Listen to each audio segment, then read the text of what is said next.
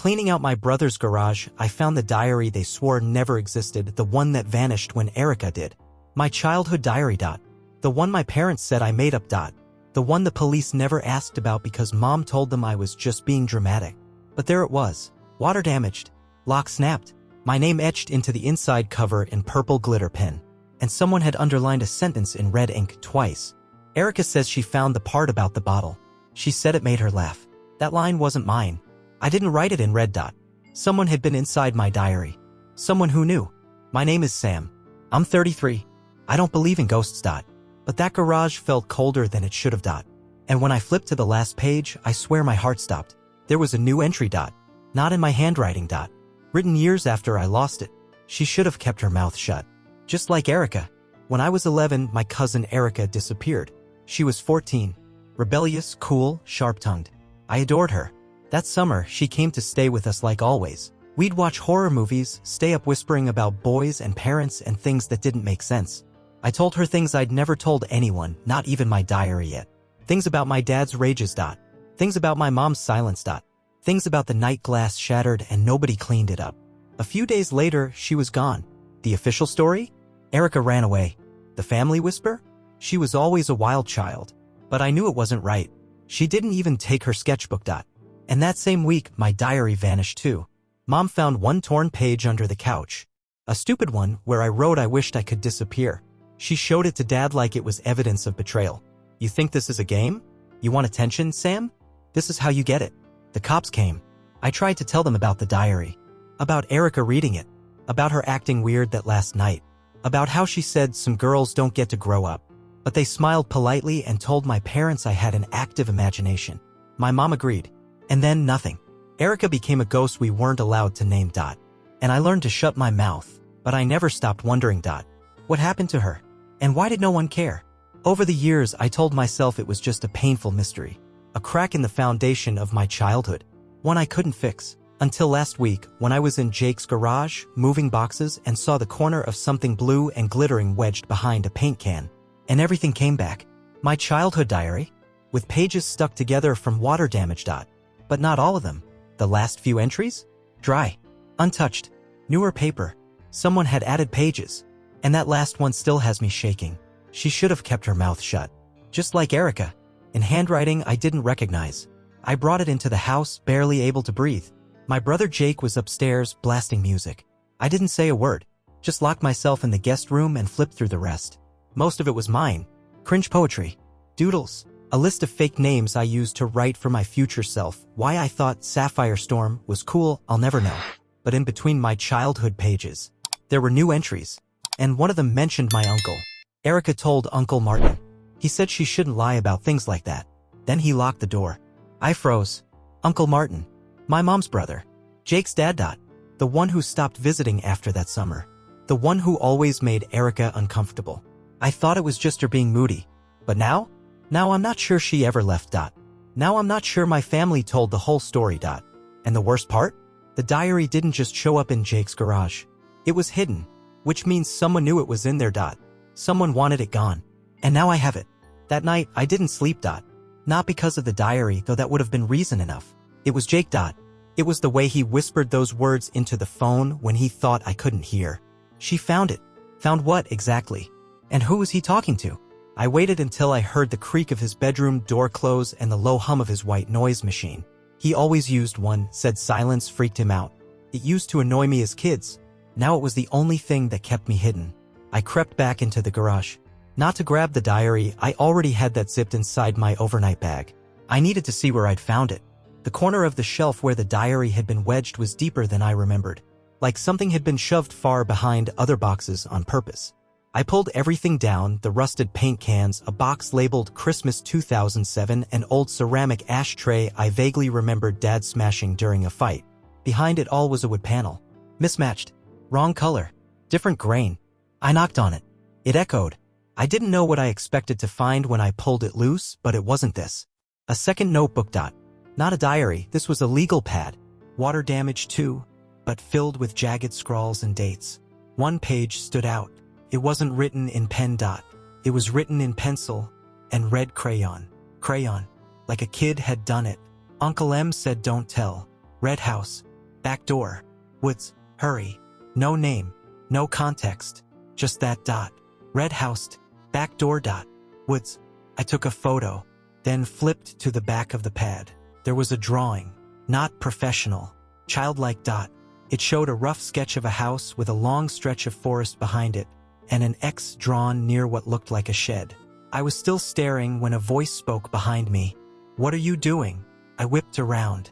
Jake. He was barefoot, half asleep, rubbing his eyes. He looked confused, too confused. "Couldn't sleep?" I lied, quickly stuffing the notebook into my jacket. "Was organizing the Christmas stuff for you." He blinked, then smiled. "Still a freak about boxes, huh?" I smiled back, nodded, said nothing else, but something in his eyes told me that smile wasn't real. The next morning I left early.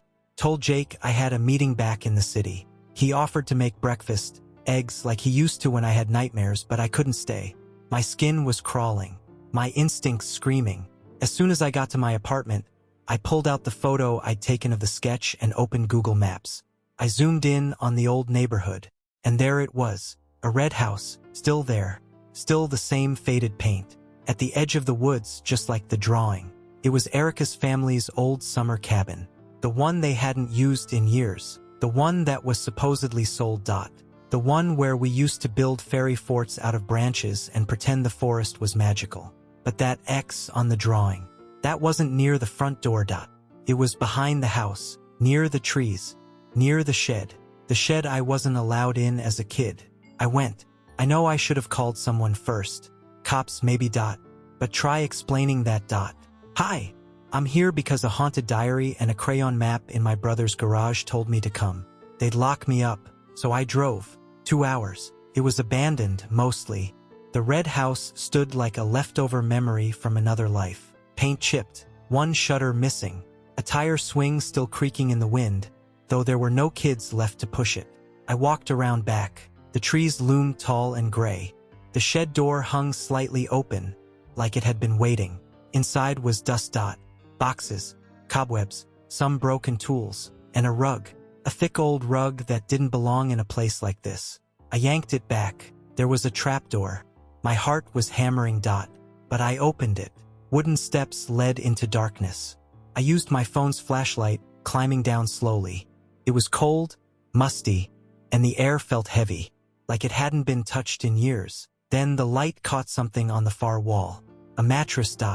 A broken chair. And God's scratch marks. On the wall. Dozens, maybe hundreds, tally marks. And next to them, a name carved over and over. Erica. My knees buckled. This wasn't a runaway story. This wasn't a wild teen escaping to freedom. This was something else. Something no one wanted to talk about. And just as I turned to run, my phone buzzed. A text from a number I didn't recognize. "You should have stayed quiet." I bolted out of the shed so fast I scraped my shoulder on the frame. The trapdoor slammed shut behind me, and the old rug fluttered back over it, like it had been trained to hide secrets. My phone buzzed again. Same number. "You're not good at letting things go." Just like Erica. I stood in the middle of that overgrown backyard, my breath catching in my throat. This wasn't paranoia anymore. This was someone watching me. But who? I ran to my car, locked the doors, and peeled out of the gravel driveway so fast I nearly lost control. The road back to town felt longer than before, and I kept checking the rearview mirror like a ghost would materialize in the back seat. But it wasn't until I got home and plugged in my phone that I saw it. A voicemail. Just 10 seconds. I pressed play, and I swear to God, it was Erica. "You're not crazy, Sam," she whispered, voice ragged. "They made me disappear. Don't trust Jake. He knew." Click. No number. No caller ID. Just static. I barely slept. Every shadow felt like a figure. Every creak like footsteps. At 3 a.m., I found myself back in the garage. Not Jake's, mine. I dug through a locked storage bin I hadn't touched in years. Inside was a copy of the floor plan for our childhood home. I'd taken it with me when we sold the house, for sentimental reasons I couldn't explain. I stared at it, trying to push past the fog of memory. Our old basement had always felt strange, cold even in the summer, and Jake never wanted to go down there. He'd make excuses, said it creeped him out. But I remember one summer, he kept locking the door from the outside.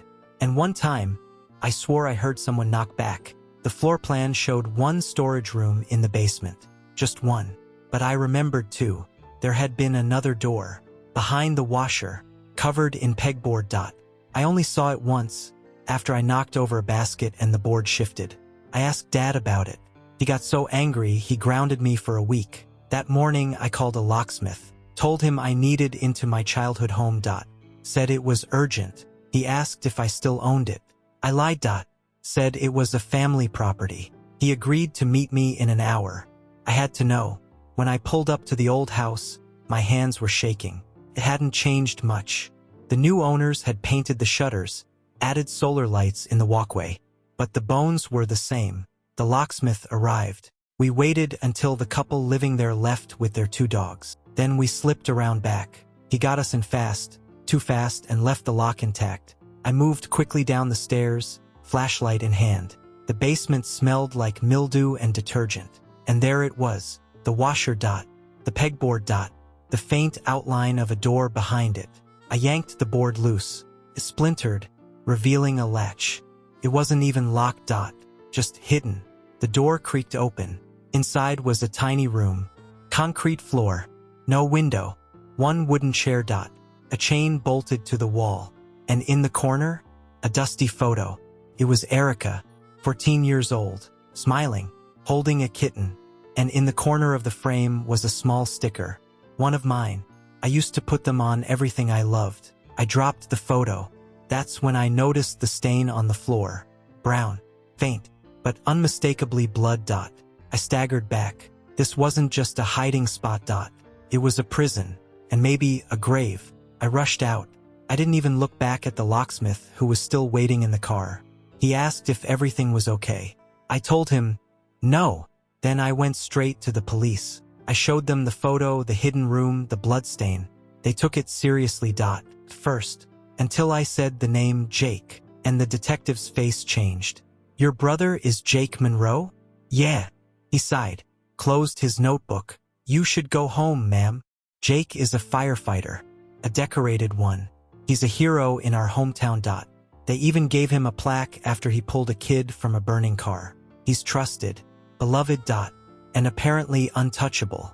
But I wasn't done, because 2 hours later I got an email. No subject, just a single attachment. A photo of me, standing in Jake's garage, holding the diary, taken from inside the garage. The photo hit me like a punch. Me, in Jake's garage, holding the diary. Taken from inside the garage. There was only one person who could have taken it. One person with access, Jake. I stared at the screen, my stomach twisting. There was no message, no threat, not even a timestamp. Just proof. Proof that someone wanted me to know I was being watched, and that they were close, too close. I checked the email address. It wasn't Jake's, but the domain name belonged to the fire department. I called him. I don't even know why. Maybe I wanted to hear him lie. Maybe I wanted him to slip up. Hey, Sammy, he answered, like everything was normal. How was your meeting yesterday? My throat dried up. What did you mean when you said, she found it? He paused, just long enough to confirm everything. Found what? You said it, Jake. I heard you. Who were you talking to? His tone dropped. You need to stop digging into things that don't matter anymore. Erica's gone. That's not on you. That's not on you. As if someone was. As if it was on him. I hung up before I could scream. An hour later, my phone rang again. Unknown number. I almost didn't answer, but the voice on the other end stopped me cold. This is Natalie, Erica's old friend. I know what you found. Natalie. I hadn't heard her name in years. She used to come over during Erica's visits. Always had chipped nail polish and smelled like bubble gum. They had matching chokers one summer. I thought they were cool. Dangerous. I saw your post, she said. What post? She hesitated. The one with the photo of the trapdoor. And the caption, Red House, shed. It was never empty. My blood turned to ice. I didn't post anything. She went quiet, then whispered, then someone wants you to keep going. We met later that night. A 24-hour diner off the interstate. She wore sunglasses even indoors and a hoodie that didn't fit. She looked like she hadn't slept in weeks. They always said she ran away, Natalie said, stirring her coffee until it overflowed. But she didn't. I know because I was supposed to run with her. What? She nodded. We planned it. We were going to steal her mom's car, drive to California, start over. So what happened? Jake happened. She dropped that like it was nothing, like it didn't shatter my world. He saw us packing, she said. Said Erica couldn't just leave. Said she owed someone something. I thought he was just being protective. But then Erica got weird, scared. Kept saying things like, he knows what I wrote. My throat tightened. The diary, I whispered. Natalie looked up. He took it, didn't he? I nodded. And then she vanished. I felt sick. Everything was unraveling too fast. I pulled out my phone, showed her the photo of the hidden room in the basement. She stared. I've been in that room. I blinked. What do you mean? She leaned in. That summer, I got sick, really sick, and Erica said I needed to rest. She said there was a quiet place she knew. She led me into that basement, unlocked the pegboard, opened the door like she'd done it before. She had a key? No. She knew the code. Code, not lock. That door hadn't always had a latch. It had once had a keypad. She said her uncle brought her there when she was little. Said it was the only place she could cry where no one heard her. My hands started shaking. Uncle Martin. Natalie nodded. And Jake was the only other one who ever knew about it. I told him once. I think she swallowed. I think she wanted him to know. I drove her back to her car. She got out but paused before closing the door. I know you think you're close, Sam, but you're not. The diary? It wasn't the only copy. I stared at her. What? She pulled something from her coat. A USB stick. She scanned it. All of it. Even added notes after things happened.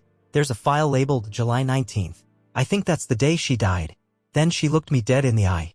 She named names. I didn't go home. I drove to a motel off the highway, paid in cash, and locked every bolt on the door. At 2:14 a.m. I opened the USB. Folders. Dozens of them. Each one titled after someone in our family. Dad. Mom. Jake. Uncle Martin. Aunt Teresa. And then, a folder called Buried, Not Dead. I opened it.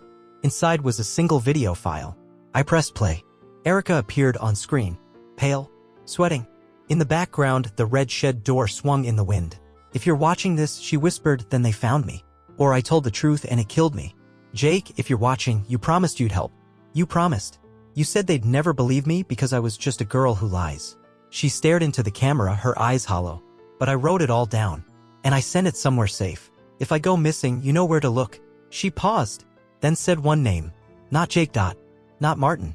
A name I hadn't heard since the funeral. Aunt Teresa. I hadn't spoken to Aunt Teresa in over 10 years. Not since the funeral. Not since she leaned in, hugged me too tightly, and whispered, some things are better left buried, sweetheart. I remember thinking she smelled like roses and mothballs. I also remember thinking that she was scared. Not sad. Scared. So when I pulled up to her little yellow house on the edge of town, wind chimes rattling in the dead silence, porch lights still flickering at noon, I wasn't expecting a warm welcome. But she opened the door before I could even knock. As if she'd been waiting. She didn't say hello. Didn't ask why I was there. Just looked at me with red-rimmed eyes and said, you found it. I nodded. She stepped aside and motioned to the kitchen. We sat in silence for a moment. Then she poured tea, hands trembling so hard the china clinked. I told them to destroy it after the fire, she said. I thought they had. Destroy what? The records. The tapes. Your grandfather used to call it insurance. Said people like our family needed protection. She laughed bitterly. But it was just blackmail. Files. Audio. Photos.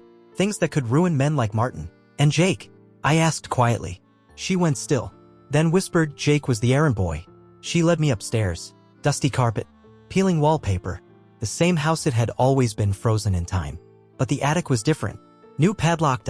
Fresh paint on the doorframe. Inside, there were boxes. So many boxes. Labeled by year, by name, by location. And a filing cabinet that looked burned on one side. I saved the ones that mattered, she said. One box was labeled Summer 2006. Erica M. I opened it with shaking hands. Inside, a cassette tape, a manila envelope filled with photos, and a letter. In Erica's handwriting. I unfolded it. If you find this, it means someone didn't finish the job. Jake knows everything. He helped hide it. Aunt Teresa tried to stop it once, but they scared her too. Please don't let them make me disappear. The cassette was labeled July 17, 2006, 9:42 p.m. Teresa found an old recorder and we sat in silence as it clicked to life. Erica's voice. Shaky. Whispering. He said I had to choose. Stay quiet or lose everything. He told me about the shed. Said it was his safe place. But it's not safe. Not for me. He makes me sit there. 4 hours. Until I cry. Then he laughs. Jake told me not to tell. That I'd ruin the family. But Martin touched me again tonight. The tape stopped. Teresa covered her mouth. I sat still. Then quietly asked, did Jake know? She nodded. Once. Slowly. He helped cover it up. Helped move her diary. After the last time, he came to me in the middle of the night. Told me Erica had panicked. That she left. But she didn't, did she? Teresa finally looked me in the eyes. No. She never left that woodshed. We buried her. The next day. Together. Quietly. Without permission. Without a priest. Without flowers. Just us. Aunt Teresa brought the box with the photo. I brought the red stickered frame. We dug behind the shed. Where the X had been. And there, wrapped in a moldy pink sleeping bag, were the bones of a girl we once called family. We didn't call the cops. Not yet. We both knew why. Because Jake was still out there. And now he knew I knew everything. I got home at midnight. Every light was off in my apartment. Except one. My bedroom lamp. Flickering. And on my bed? The diary. Open to a blank page. With one sentence written in red ink. Check the footage. Taped to the wall beside it was a flash drive. I plugged it in. There were only 2 files. One was a folder full of surveillance footage. Security cams. Mostly empty rooms. Basement. Garage. Living room. Except one clip. Timestamped from 2 days ago. It showed Natalie, Erica's old best friend, in my garage. Opening the cabinet. Placing the diary on the shelf. Looking straight at the camera. And smiling. The second file? A recording. Natalie's voice. Sorry, Sam. I tried. But I needed the money. And Jake said if I helped him, he'd finally tell me where Erica was buried. I didn't know you'd get so close. I didn't know you'd find her. I think he's coming for me now. If he finds this before you do. I'm sorry. That was the last thing she ever said. They found her body the next morning in a motel room outside town. Overdose, they said. No signs of foul play. Except her nails were painted black. One word written across all 10 fingers. Liar. I didn't go to Natalie's funeral. I sat in my car across the street from the church, windows rolled up, heart pounding like it knew something I didn't. I watched Jake carry her coffin. He wore his uniform. Hero. Brother figure. All-American protector. And people applauded. That night, I went back to the red house. Alone. I stood in the woodshed where we used to pretend we were building secret forts. Now I knew it was a secret fort. Just one that kept Erica from ever coming home. Someone had been there. Because nailed to the shed's door was a note. You're next, Sam. No signature. Just a single red fingerprint. Mine. I brought it all to the cops. This time I didn't care how crazy I sounded. I gave them the diary. The USB. The tapes. The burned photos. Even Erica's bones. They made it official, reopened the Monroe case. Uncle Martin was arrested at his memory care facility. He looked blank, years gone in the eyes, but when they read him the charges, he grinned. Like the monster was still alive somewhere in there. Jake? He vanished. Disappeared 2 days before his arrest warrant was issued. That same week, the fire station caught fire. Electrical, they said. But someone had ripped out the fuse box. They found a helmet in the ashes. But no body. Just his class ring. Melted. Split clean down the middle. Some say he died. I don't buy it. Because 3 weeks later, a box showed up at my new apartment. No return address. Just a bundle of cloth inside. Erica's hoodie. And a note. You didn't stay quiet. Good. Erica's headstone is clean now. No lies in the obituary. Just the truth. Erica Monroe. 1992 to 2006. She was telling the truth. I visit it once a month. Bring black coffee. She always said she'd drink it when she was older. No sugar, no cream. Like a grown-up. Sometimes I talk to her. Sometimes I don't have to. I'm Sam. And I'm her cousin. Her blood. Her witness. I'm the one who wasn't supposed to look back. But I did. And I'll never stop. Because the only thing worse than losing her was pretending she was never lost.